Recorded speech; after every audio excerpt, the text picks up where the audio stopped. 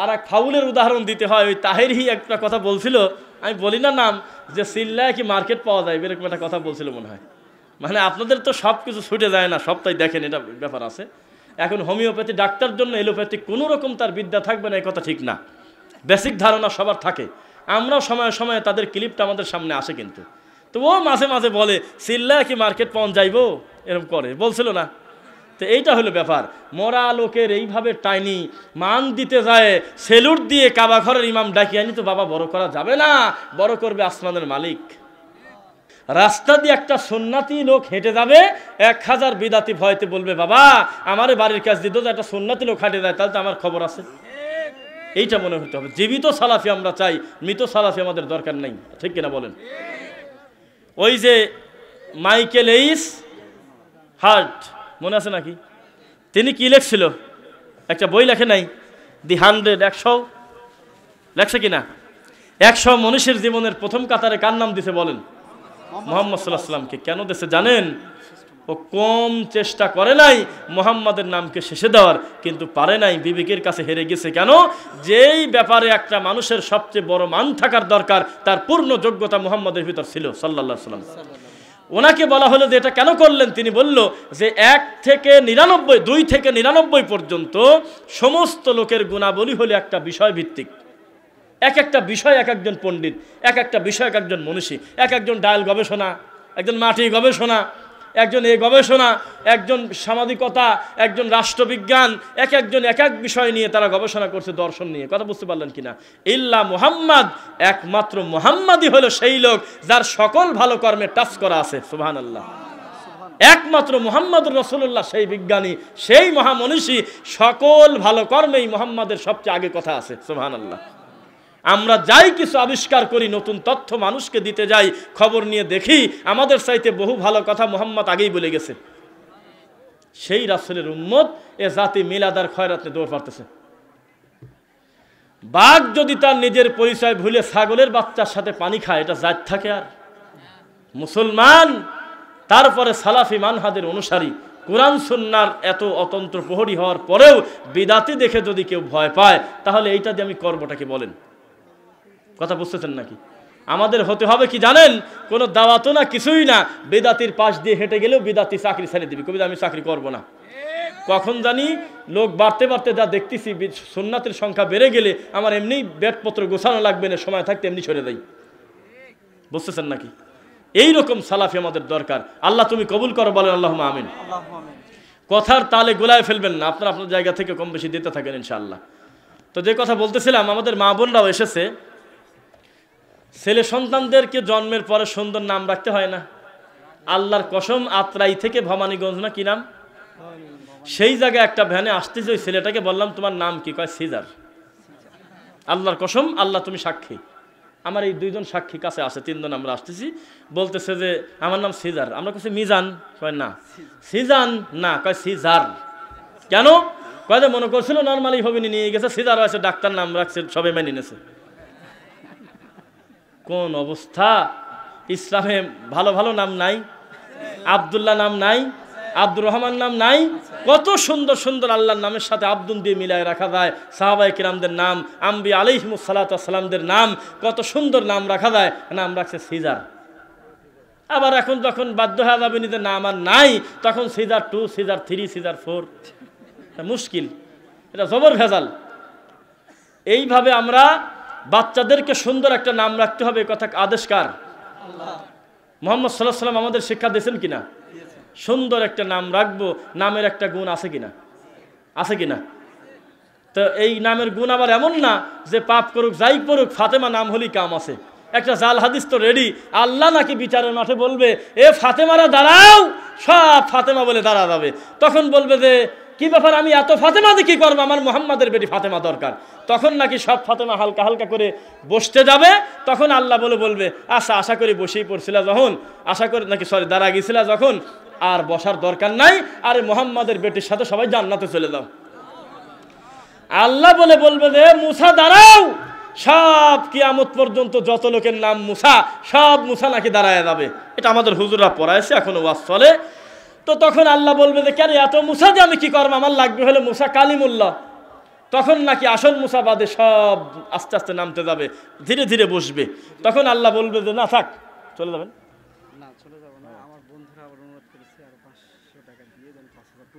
আলহামদুলিল্লাহ, 5,000 টাকা পূর্ণ করে দিলেন আমাদের ভাই। আল্লাহ তুমি ভাইকে কবুল করো, আল্লাহুম্মা আমিন। আর তার বন্ধুরাও দিন দরদি না হলে মেসেজ করতো না, বন্ধুদেরকেও তুমি কবুল করো আল্লাহ। তো যে কথা বলতেছিলাম, তখন নাকি মুসারা বসতে যাবে। তখন আল্লাহ বলবে যা, এত আশা করে বসতে গেছিলে, দিলাম ক্ষমা করে দাও, মুসার সাথে জান্নাতে চলে যাও। কেরে বাবা, এইরকম সিরিয়াল করলে কি আর কোনো ইব্রাহিম বাদ পড়ে? এই শয়তানি চালু করছে। কথা বুঝতেছেন নাকি? যেমন ছাত্রকে গরু পিটানোর জন্য একটা হাদিস বলছিলাম, কি বলেন তো দেখি। উস্তাদ যেখানে মারে সেখানে, বলেন না, উস্তাদ যেখানে ব্যাট দিয়ে মারে সেখানে জাহান্নামের আগুন লাগে না। নে আর যাস কই, একটাবারে 6 নম্বর মাখরাজ ভুল গেছে জন্য পা উঁচু করে ধরি 30টা বাড়ি, কারণ জাহান্নামের আগুন লাগবে না, আগেই বলা আছে। এই কথাটা আমি বারবার বলি, আপনি মনে রাখবেন। শ্রোতা যেহেতু নতুন, আমার আব্বা যখন আমাকে হাফিজিয়া মাদ্রাসায় ভর্তি করতে দেয়, আমার স্পষ্ট মনে আছে, বলছিল হুজুর এদের রাখি গেলাম চামড়া আপনার হার আমার। এখনো বলে, এখনো হাফিজিয়া মাদ্রাসায় কমি মাদ্রাসার ছাত্র দিয়ে বলে যে হার হাড্ডি সব আমাকে বুঝিয়ে দিয়ে চামড়াগুলো আপনি নিয়ে নেন। তো এইরকম করে যদি বলেন তো মারার সার্টিফিকেট দিয়ে আসলেন না। ওর বাড়ির রাগ, ওর জমি জমার রাগ, ওর ছাগল মুরগির রাগ, ওর সব শ্বশুর বাড়ির রাগ, যত রাগ আছে সব এই বাচ্চা ছেলের পর ছাড়বি। ও তো চামড়াতে বুঝিয়ে দিয়েছেন, বুঝতেছেন নাকি? আমরা আগে এরকম দেখতাম ছোটবেলায়, ওই করতো, মানে ছেলে ফেলে কিন্তু এই বিভিন্ন জিনিসের উপরে ঘুষি দিত শক্তি পরীক্ষা করার জন্য। তো একটা ছেলের উপরে এরকম সবাই যে যার মতো যায় কারে সমানে মার ধরে, ও কাঁদে টাঁদে, এক একটা ছেলে ফেলে এক এক রকম থাকে, মার দেয়, পড়ে যায়, আবার উঠে দাঁড়ায়। তো লোকজন বলে, যদি কেউ ধমক দেয় মারো কেন? ট্রেনিং দিচ্ছে। কই মারতেছি? ট্রেনিং দিচ্ছে। তো ট্রেনিং হচ্ছে, নিরীহ বাচ্চা ছেলে কোরআনে হাফেজ, এই নাবালক বাচ্চার উপরে ট্রেনিং দিচ্ছে হুজুর, নাউজুবিল্লাহ। তাহলে একটা জাল হাদিসকে ছোট ক্ষতি করে না বড় ক্ষতি করে? বলেন না, কত ক্ষতি করে? বিশাল বড় ক্ষতি করে। এই ক্ষতি থেকে আল্লাহ হেফাজত করে, আল্লাহুম্মা আমিন। যে কথা বলতেছিলাম, প্রত্যেক গ্রামে অন্তত 2-4-5টা হাজি তো আছে নাকি? এই হাদিগুলি যদি সত্য স্বীকার করে দিত হজ করে এসে, আপনি বলেন এদেশের 90-95% ইমাম সাফে পরি ভালো হয়ে যেত না? কথা বলেন, ভালো হয়ে যেত? কিচ্ছু বলে না, খালি খয়রাত খায়। কেন? ওই ইমাম, ওই ভালো মানুষটা যিনি হজ করেছেন, ভালো লোক, এই ভালো মানুষকে নিয়ে খারাপ কাজ করে। কিভাবে করে শুনবেন। ইমামের কাছে দাওয়াত দিতে যাওয়ার আগে হাদির কাছে আগে দেয়, হাদি সাহেব বাদ জোহর আপনি যায়েন আর ইমামের সাথে করে নিয়ে যায়েন, আমি আর হুজুরের কাছে গেলাম না, আপনি যায়েন। তাহলে একটা ভালো লোককে দিয়ে মন্দ কাজ করাচ্ছে না। হাজি এখনো তার নিজের ওজন বোঝে নাই যে ওখান থেকে কি শিক্ষা নিয়ে আসলো আর বলবেটা কি। বোঝা যাচ্ছে নাকি? মা বোনদেরকে বলতেছি, পৃথিবীতে এমন কোনো মনীষী মানুষ হিসেবে দুনিয়াতে আসে নাই যে কোনো না কোনো মায়ের গর্ভে আসে নাই। কথা বুঝতেছেন কিনা? বোঝা যাচ্ছে কথা? কোনো না কোনো মায়ের পেটেই তারা আসছে। সুতরাং আপনাদের পেটের দাম, আপনাদের খুব মান আল্লাহর কাছে। আপনাদের মর্যাদা 3 গুণ বাড়ায় দিয়েছে মুহাম্মদ সাল্লাল্লাহু আলাইহি ওয়াসাল্লাম, আল্লাহ বাড়ায় দিয়েছেন।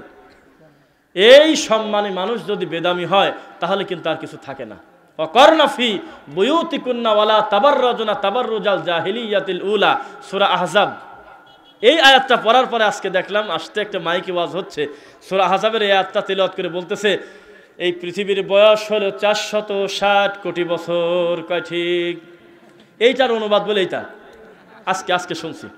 আজকে ওয়াকারনা ফি বুয়ুতিকুন্না ওয়ালা তাবাররাজুনা তাবাররুজাল জাহিলিয়াতিল উলা, মানে আমরা জানি আল্লাহ মহিলাদেরকে বলতেছে, হে মহিলারা, জাহেলি যুগের মতো মানে বেপর্দা হয়ে প্রদর্শন করো না, ঘরের মেয়ে ঘরে থাকো। এইটার অনুবাদ করতেছে এই দুনিয়ার বয়স 460 কোটি বছর। সুবহানাল্লাহ। বলছে আমি কয় কিরে 460 কোটি সিরিয়াল করে বলে দিচ্ছে। শেষে আমরা একটা সূক্ষ্ম একটা কথা বলি, কেউ নাম বলবেন না। আজকে আমাদের বহু ছোট বড় বেশি গভীরে নামার নাম করে পাগল সাজে যাচ্ছে।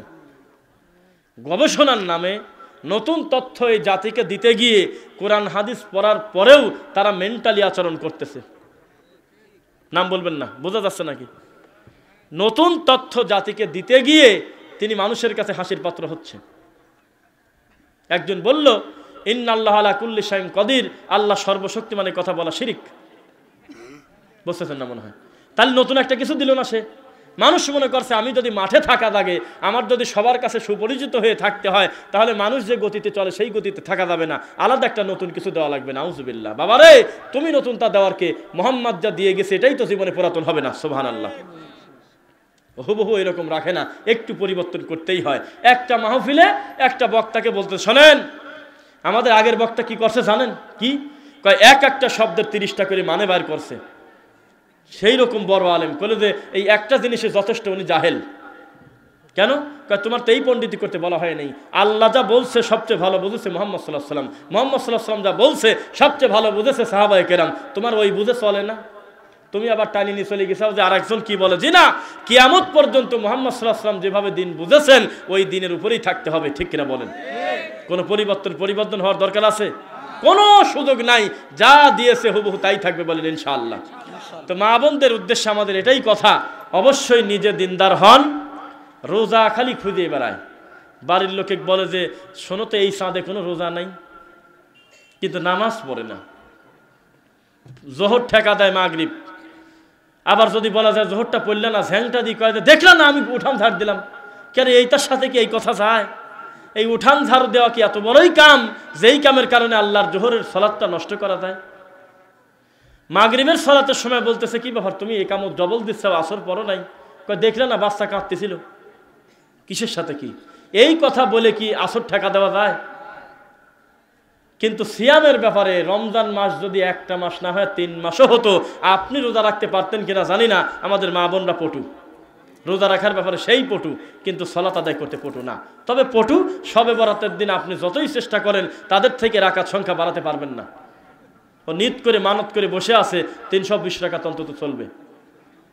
বুঝতেছেন নাকি? প্রত্যেকটা সময় এই সালাতের ব্যাপারে উদাসীন, এটাই প্রমাণ করে যে আপনি খুব একটা ঢকের কাজ করতেছেন না। সুতরাং আমরা চাচ্ছি যে আপনারা দিনের উপরে পূর্ণ অবিচল থাকেন। আপনি যদি সুন্দর হন, গোটা পরিবারটা সুন্দর হবে ইনশাআল্লাহ। আর এত ডিপ্রেশনের চিন্তা নাই। আপনার আসিয়ার ঘরে যদি ফেরাউন থাকতে পারে, আপনার স্বামী কোন পাপী, যেই পাপী হলে ফেরাউনকে টপকানো যায়? আপনি খালি উদাহরণ দিচ্ছেন যে আমার স্বামী ভালো না। কই ভালো না? ভালোই তো। ভালো না হলে তো ফেরাউনের চা খারাপ হতো। এরকম তো খারাপ না। অথচ শত শত বছর আল্লাহ তার ঘরে আসিয়াকে রাখছে, কোনোদিন আল্লাহকে আল্লাহ বলা বাদ দেয়নি। বুঝতেছেন নাকি? এত পরীক্ষা, তবুও তো তিনি বিন্দু মাত্র দিন থেকে বিচলিত হন নাই। আলহামদুলিল্লাহ। আপনি যদি বলেন যে আমার আব্বা আমাকে দিন শেখায় নাই, আমার আব্বা খুব রাগী মানুষ, আমার আব্বা আমাকে দুনিয়ার বহু কাজে লিপ্ত রাখতো, কাজের ঝামেলায় আমি সালাত পড়তে পারি নাই, তাহলে আপনাকে বলা হবে তোমার বাপ ইব্রাহিম আলাইহিস সালামের আব্বার চাইতেও কি খারাপ মানুষ? মানুষ মহা বড় পাপ করলে সবাই যদি তাকে ভুলে যায়, সরে যায়, তার নিজের কলিজার টুকরা বাপ সরে না তার কাছ থেকে। অথচ এমন একটা কপাল, এমন একটা পরিস্থিতি, নিজের বাপ ছেলেকে নিয়ে মজা নিচ্ছে, চরকে তুলে দিছে। তার থেকে তোমার স্বামী ভালো না? তার থেকে তোমার বাপ ভালো কিনা বলেন? ভালো। কারোর উপরে কোনো অভিযোগ দিয়ে বিচারের মাঠে কোনো সুযোগ নাই। আছে কি? কোনো সুযোগ নাই। বিবেক বুদ্ধি হওয়ার আগ পর্যন্ত, বালেগ হওয়ার আগ পর্যন্ত যে অন্যায় করাবে সন্তানকে দিয়ে, এই অপরাধ কার হবে? পিতার হবে। কিন্তু বুদ্ধি বিবেচনা হওয়ার পরে সত্য মিথ্যা পার্থক্য করার দায়িত্ব আল্লাহ আপনাকে সুযোগ দিয়েছেন কিনা বলেন? এখন আপনি আপনার গতিতে সত্য মিথ্যা পার্থক্য করে আপনি দিন শিখবেন, বলেন ইনশাআল্লাহ। কোথায় অনেক সময় হয়ে গেল, এত কথা বলা কি যায়? 11টা বেজে গেছে। তো আলহামদুলিল্লাহ, আমরা দূর দূরান্ত থেকে অনেক প্রিয় ভাই বোন আমরা এসেছি।